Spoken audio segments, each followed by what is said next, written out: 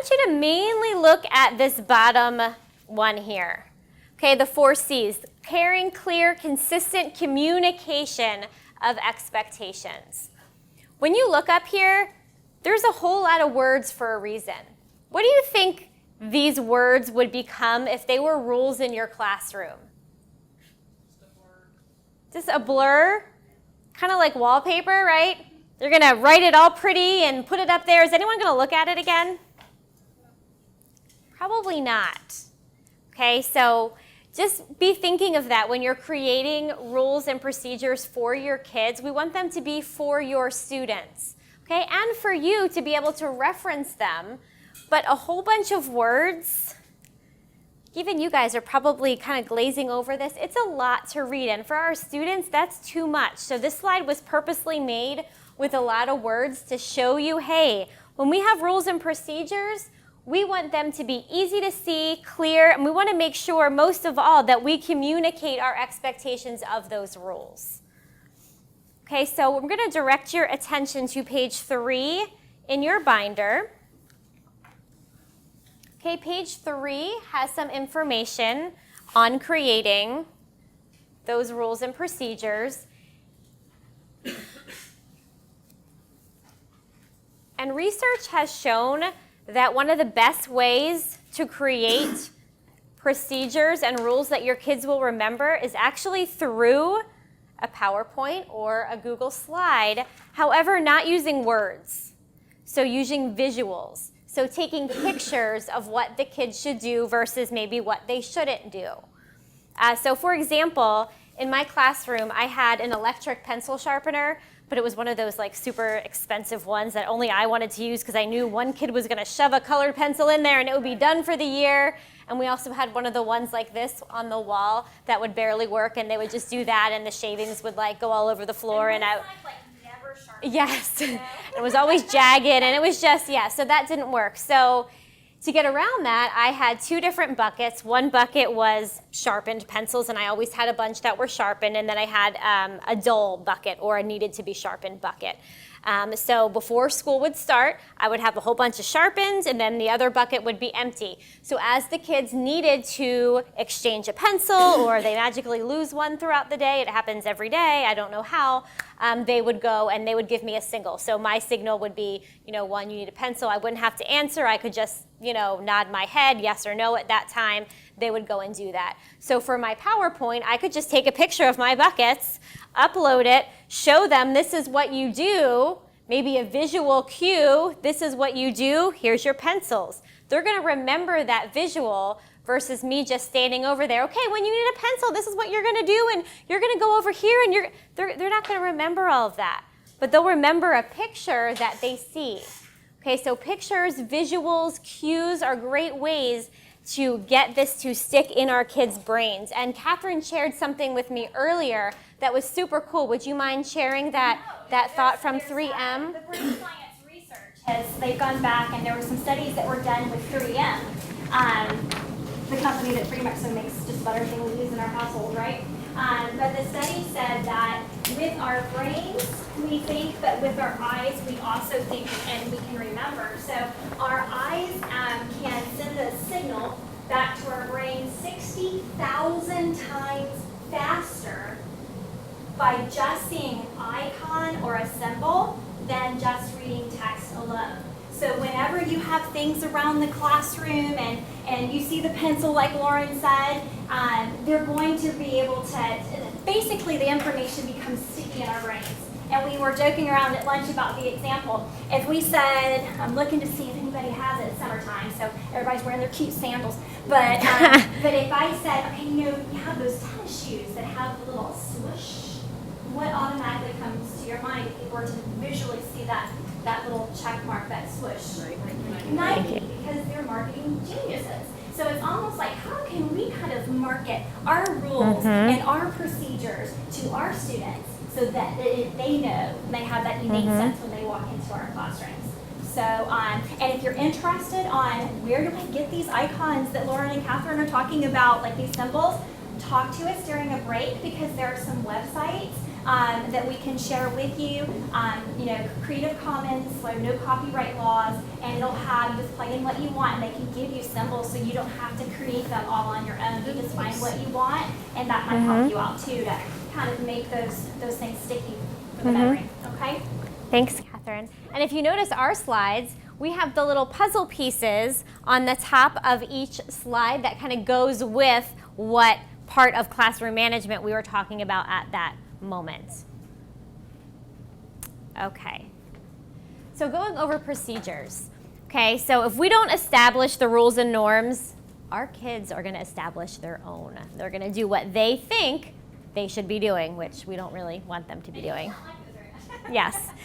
So important to remember that you set up your classroom community, you model over and over, especially for the first couple months of school. You would think, now we've done this for 5 whole days, why can't you get in line?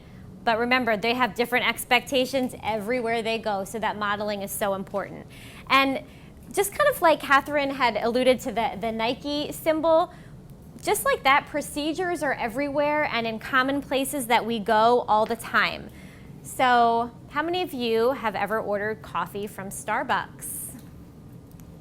Okay. I know. So Starbucks is one of those symbols that if you see, that green insignia, you know it's Starbucks. So if you've ever gone to Starbucks, what do you do when you first go into the store? You would get in line, right? And if you're a good human being, what are you doing in that line at that moment? Personal space, yes. You're not like all up in the person's business in front of you, you're minding your manners, yes. And what were you saying? You look at the menu. Yes. You're regular. Yes, you're looking at the menu. So when it's your turn, you are not that person that has been waiting for 20 minutes that still doesn't know what they want. So you go and you order. After you order, you're paying. Then what do? You wait. So you move over to this side over here and you're waiting. They call your name and you have your fabulous beverage and you are off and you are good.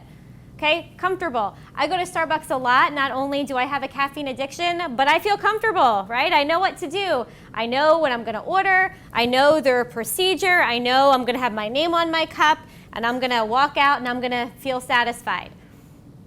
Okay, so how many of you have ever been to Qdoba or Chipotle?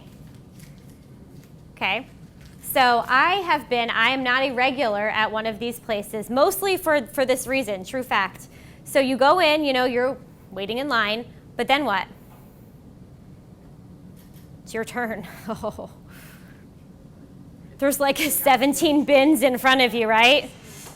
Yeah, there's so many choices. Does anyone tell you what each bin is? No, looks like chicken or steak or something and peppers and rice, but there's like 3 different kinds of beans and 7 different kinds of rice and toppings, and the person behind you is like all frantic because they have somewhere to go and they're trying to get you to go quicker and you don't know and you just pick random things and you end up with this like 10-pound burrito at the end and you don't even really know what's in it, okay, because you just get all that anxiety. So I personally don't like to go because I get anxiety if I go and I don't feel comfortable ordering. So think about that as our kids are coming into our classroom. We want them to know our procedures, to feel comfortable, to not have that anxiety. Oh my gosh, what do I do? How do I get my teacher's attention? What do I do if I'm over here and I need to use the bathroom? How do I ask? These are all things that they're thinking of. We don't want them to feel that way. We want them to feel comfortable, safe. We heard a lot of you, talking about that rapport and that feeling of just comfort. Just making sure, we are creating, something that our kids they want to come to school. They want to learn. They want that comfort. Okay, we want them to feel like they know what to expect from us as teachers. Okay. So now we're going to create a procedure. So we thought we were going to have a little bit bigger of a class than we have today. So we're going to have a real life situation here because in life, groups are not perfect. All of our students will not be here every day in all of our groups. So our procedure requires 4 participants, but we don't have 4 in every group. So we're going to work around that. If you don't have 4 people, we're going to kind of eliminate the number 3 person Okay, as a facilitator, so I know the group in the back, you guys have 2, so one of you will have multiple roles. So maybe you both can work on the materials together. Okay? So you have numbers on your tables right now. If you were sitting at 3, so you would just be 2 instead of 3 for our purposes. Okay? Okay, so if you are number 1, raise your hand. Number 2, number 3, and number 4. Okay. Yes, you guys are everything. Okay, so I'm not going to read the directions for you because I don't want to take someone's job over here. So you are going to be creating your own procedure in your classroom by doing the following. And I'm not going to read it for you because that is someone's job. Okay, so you will have 5 minutes to complete this task. And we're going to put up a timer for you for 5 minutes. A minute just to read before we take the screen away. And we can maybe minimize it so the questions will be up there. Okay.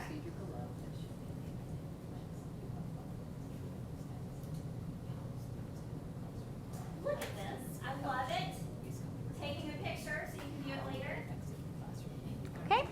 All right. All right, so we will just minimize this and give you our 5 minutes. Thank you. Okay, so a lot of you did notice, this is on page 4 in your packets so that you can refer back to this and use this to help you.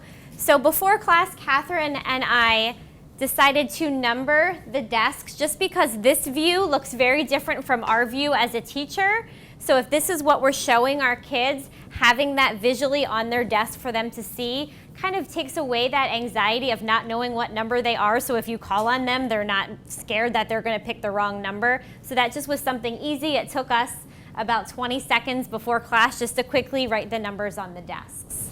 And if you have little ones, you may want to put the clear tape over like something that you maybe touched and then put it. If you have the older kids, it'd be okay, but if you have the little kids, you know.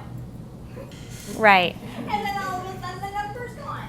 So Yes, and actually Sharpies worked. I used to use Sharpies on my desk, and they will come off with Expo spray, and there's lots of other things you can use, like the and the Gooby Gone stuff. So that can come off where they actually can't just wipe it off. For our purposes, Expo, because these are not our desks, so we want to leave them nicely for the science teacher who is coming back here to teach their 9th grade science. Awesome Spray. It's called Awesome Spray. It really is awesome. And you can pick it up at like the dollar store, Dollar General, like it's really cheap. It lasts a long time, but that will disinfect a mud hole. Like it is like good stuff. And it's called Awesome. Perfect. And it earned the name. So yeah, I learned about that as well.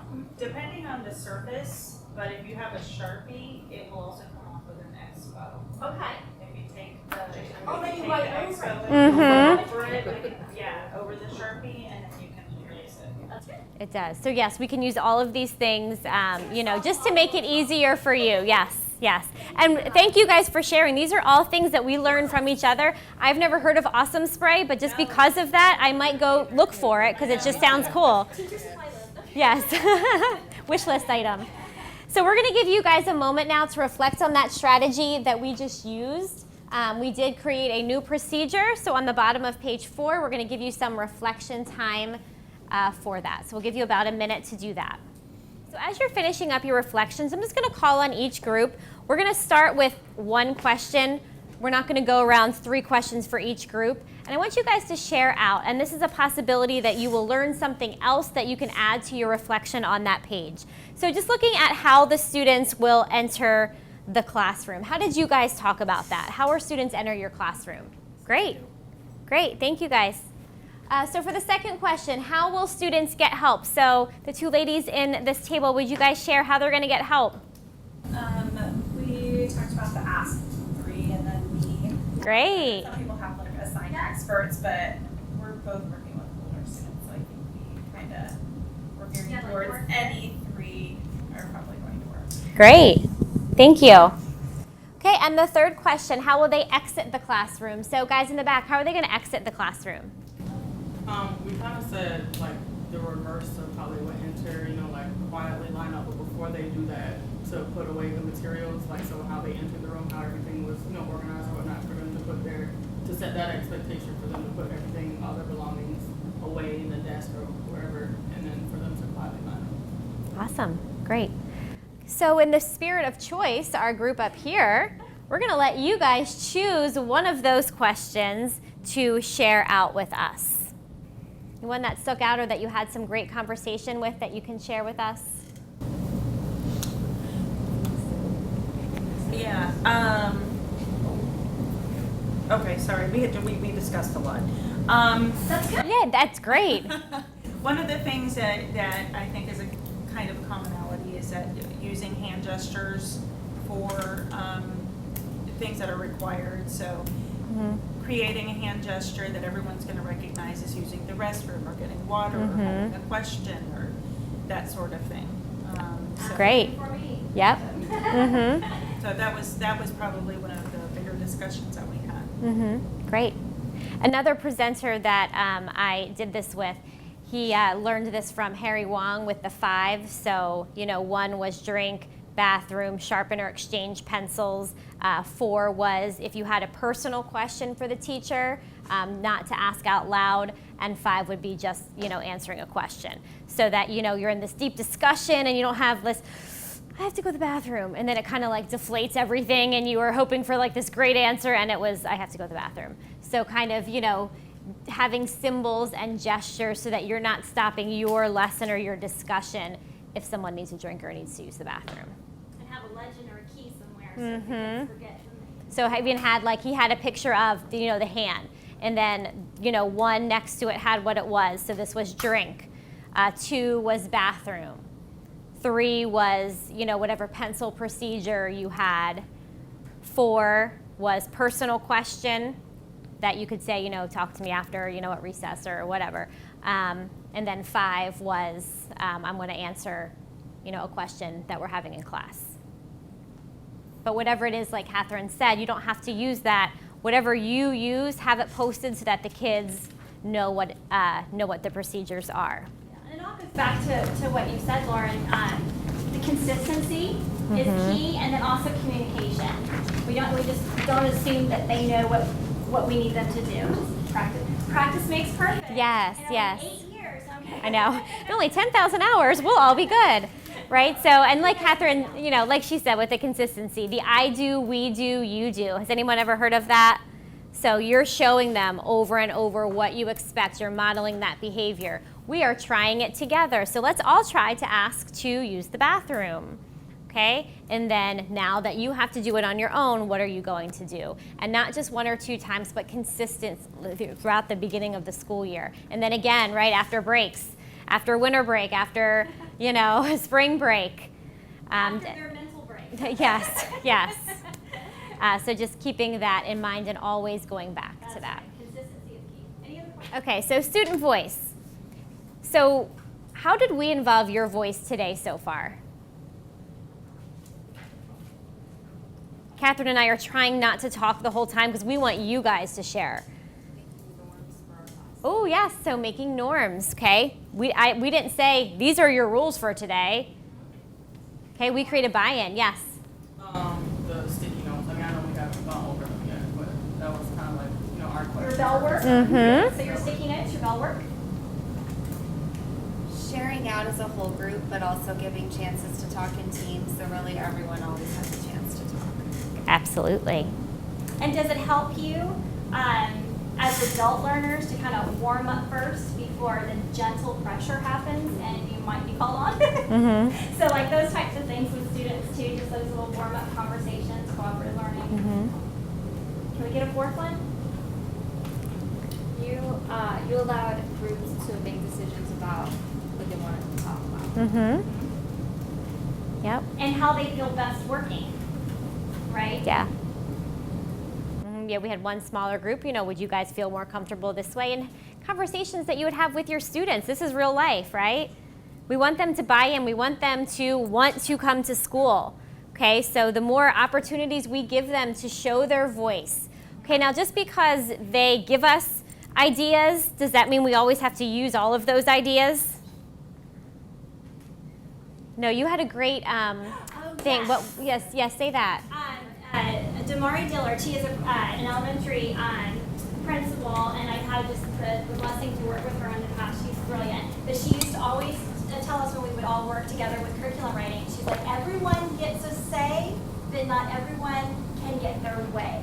And that has always just stuck with me, and so I've actually used it. I've even used it with my own boys, but we're like, everybody gets the same, and not everybody gets a right. Go clean up your room, make your bed. Right. But she's brilliant. But that's the type of thing that Lauren and I are talking about. So like you give students voice if and when you can, and then you build upon that as you build rapport with your students. And it really depends on the grade level, because if you're teaching, how many kindergarten teachers in here? So if you're teaching kindergarten, first grade, we want to give them the illusion of choice. Before we give them full-blown choice, the older they get, the more choices they have, but sometimes you have to at least lead them in the right direction. But everybody gets a say, not everybody gets their way, but we definitely want to hear. Okay. Here for you, and we understand that everyone learns differently, so if you need to stand or do some stretches or whatever you need is fine. So moving on to establishing rules here. So we have talked about, a lot of words become wallpaper on our classroom. So if we kind of look at this last bullet point here, try not to have more than 5 general rules. And if you have not read The First Days of School by Harry Wong, it is amazing. Please get it. It will help you through your first weeks of school. It is great. Your first year of school, really. But why do you guys think more than 5 rules would not be a great idea for your students? Yeah, too much to remember. Not only for them, but for you also. Like, is that even a rule? Did you break that? Why else? Well, it helps to be more specific, I guess, Mm-hmm. and what, because there's many things that can fit under one category. Absolutely. You don't need to list everything. Absolutely. Okay, we think of a big one. One of my biggest rules was respect. Okay, so lots of things can be underneath that respect umbrella, right? Keeping hands to ourselves, talking back. Okay, we can talk about attitudes or following directions. These are all under respect. So kind of be thinking about that when you make your rules. Okay, student choice, we've talked about a lot also, involving students. That first day, sit down together. What's important to them? Making sure their voice is heard, but not always using what they say, but letting them at least get that chance to share out. Okay.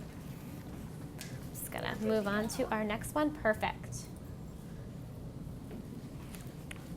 Okay, so if you can turn to page 5.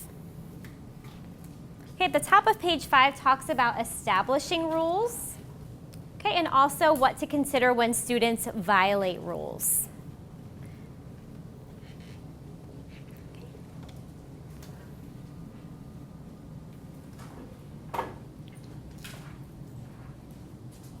Okay, and you'll be taking this with you, so we will give you some time to look at this in the future if you need to refer back to it. But we are now going to have you turn to page 6, and you're going to complete page 6 in your packet now. So rules and procedures. What is the difference between a rule and a procedure? Thanks for doing that. Just put a P or an R for a procedure or a rule.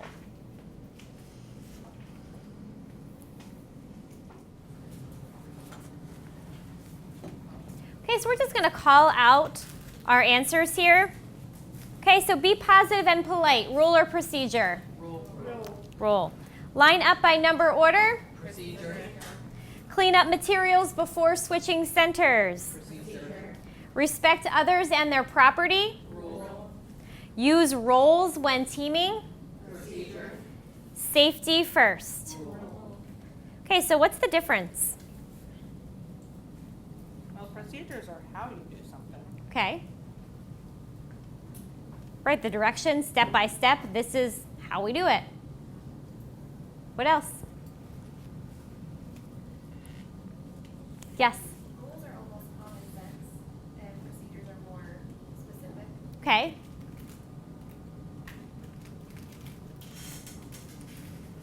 Procedures are action oriented. Yeah, these are great. The rule is just what you expect. It's generally expectations. Mm-hmm. Not specific. Right. Okay, so in general, when we think about rules and procedures, rules have consequences, right? You break a rule, there's a consequence. Okay, procedures, if a kid breaks a procedure, what do? Reteach it. Okay, remodel, go back. Did you not understand? Was it not clear? Okay, so be thinking of those different things. Now, if we have a student, for example, that takes a paper ball and they throw it across the classroom, is that immediate referral to the principal? No. Okay. So think about a student that would pick up a chair and throw it in the classroom. What's the difference? One's a safety. Yes. Definitely a safety issue. So that safety issue, then breaking that rule, not that we're encouraging, paper balls to be thrown throughout our classroom. They are both breaking rules, okay, but one is involving safety. So thinking of the rule that's being broken and the consequence that would be appropriate for that rule.